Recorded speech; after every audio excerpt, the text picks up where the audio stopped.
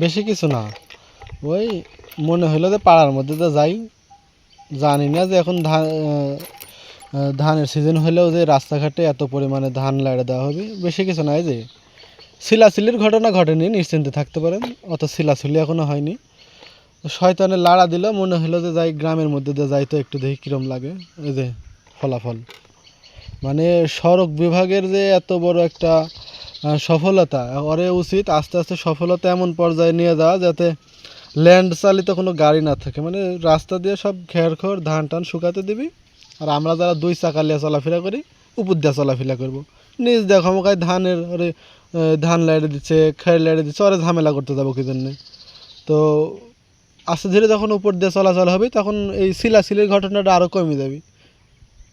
তো আমি চাই, আশাবাদী যে যাতে আর বেশি দিন নিচ দিয়ে চলাচল না করা লাগে।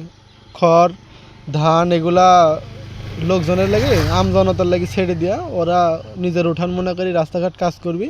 আর আমরা যারা ওই যে গাড়ি দুই দুই চাকালে তিন চাকালে চার চাকালে চলি, ওরা একটু পদ্মা যাওয়া আসা করলে নিচের লোকের আর কি সুবিধা হবে, এইটুকুই আর কি।